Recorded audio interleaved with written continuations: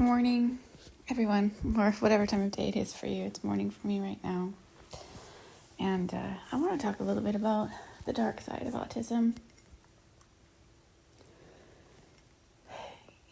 There's so much autism positivity and embracing of autistic identity and pride and one's neurotribe and neurodivergency, and I have been on that wave too. I like to ride that wave. It feels good. And I even had a little Cats for Autism acceptance on my car for a little while. It was a bumper sticker, but it got unsticky somehow. In any case, I'm also facing some big issues in my life because of autism, and I want to talk about it because it's not all unicorns and roses.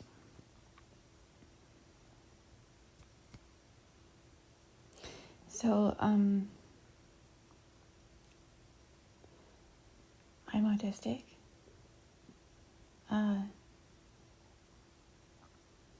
My husband is autistic.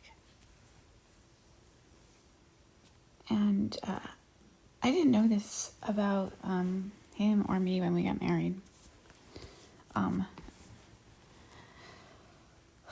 I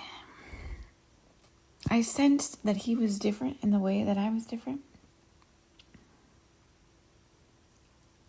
I kind of understood that he was like me in a way that I couldn't quite articulate.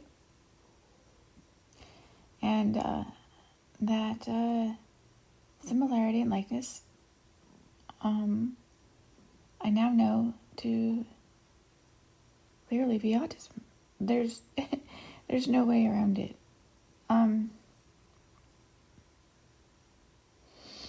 And I could express, what those traits are. But in any case, with my husband, it's not really. He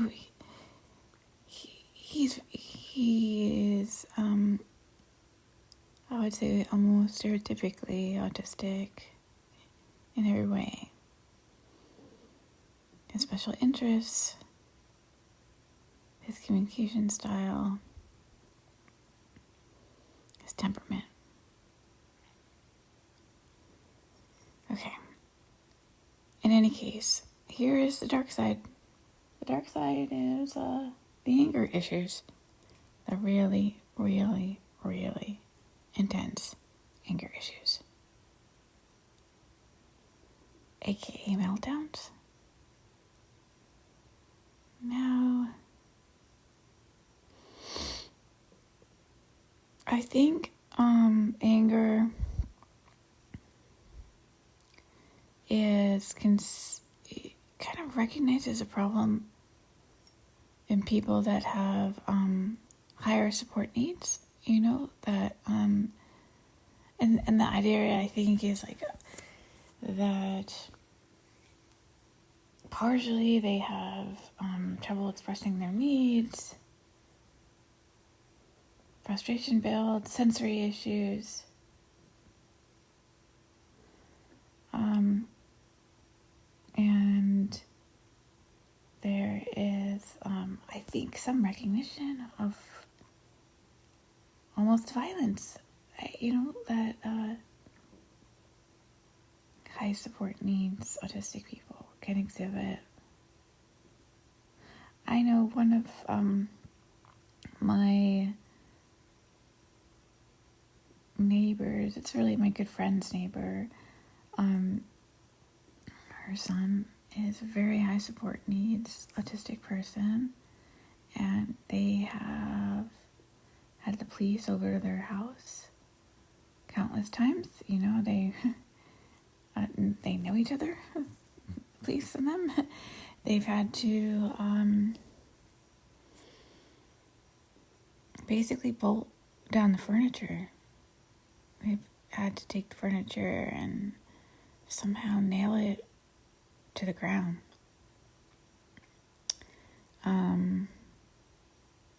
People have gotten injured, badly injured. The latest incident at their house, they have a dog, pit bull actually, and what happened was their son, who's autistic, was having a meltdown, and he was raging, and things were getting broken, things were shattered all around the house, and he did attack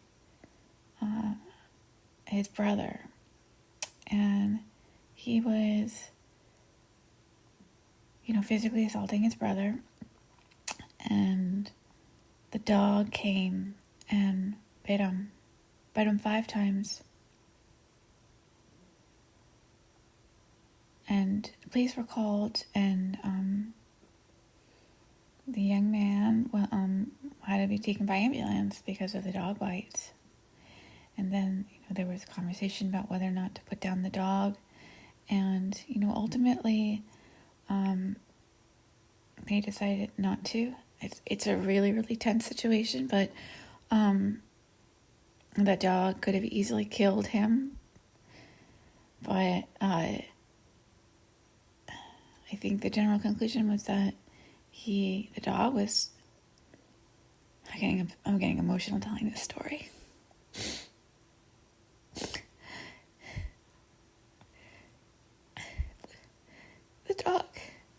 The dog was defending the brother. And those were warning bites. Gosh, I didn't expect to get sad telling this story. Okay. Oh. So that's somebody who has really high needs. And I live in a household with autism. And what's going on is a little less intense. But the anger, the meltdowns are still there. They're very, very intense. Not intense enough where the furniture has to be bolted down. But intense enough that there is a sense of disharmony in the household. A lot of times the anger is due to overwhelm. I think in particular that's my husband's trigger. It was overwhelm. Sensory issues. He'll throw himself into a project. And he'll experience a sense of overwhelm. And he's extremely sensitive to criticism. And he will go into rages if he's triggered. And his triggers happen often and frequently. And lest you think I'm in the clear, no, I have my own issues as well. Now, to my credit, man, I try to manage my triggers as best I can. I have yoga, meditation, supplements, therapy, lots of curation of my life to prevent this overwhelm, okay? But yesterday,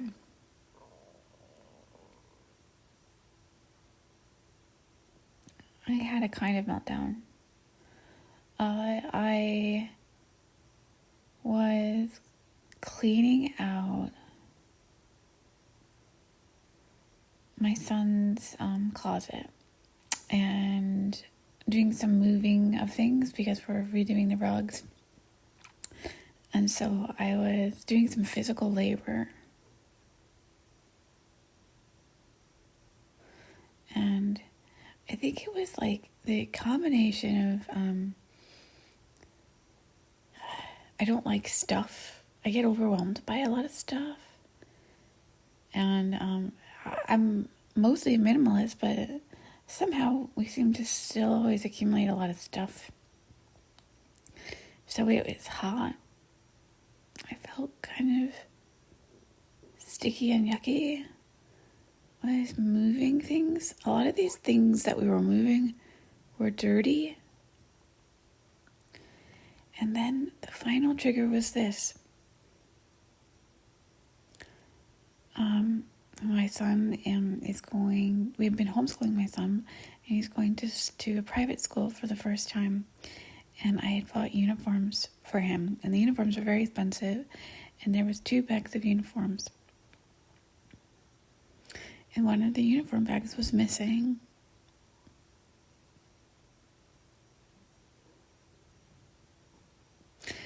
And I feel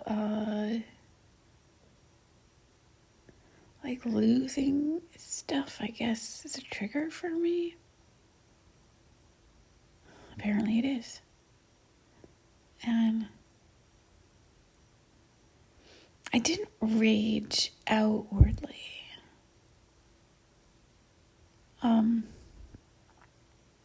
But inside, I think I was feeling overwhelmed. I just suddenly got caught in the overwhelm.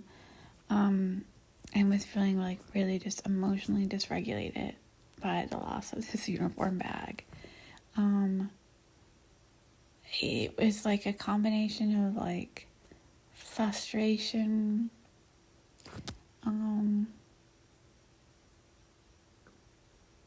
aggravation, like some despair, something. All I can say was like, my emotional reaction was like very high on the inside. I was managing it somewhat because there was some part of me that was reminding myself that like that this was not life or death. You know, kind of like I try to remember. I didn't remember this in the moment, but I feel like somewhere in the back of my mind there was this knowledge of don't sweat the small stuff, and it's all small stuff. But it felt big. It felt big at the time.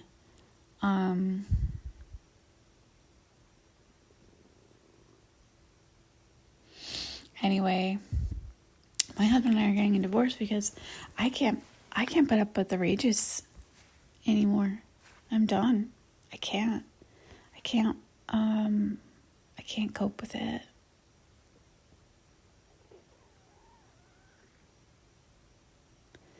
And that neighbor friend, that's her son.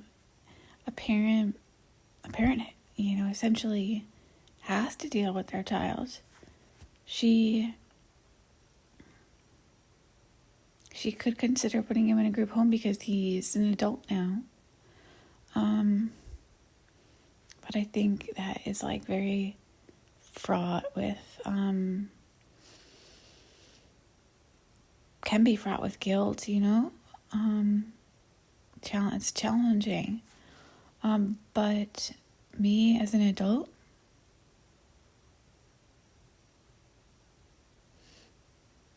I choose not to take that on in my life voluntarily.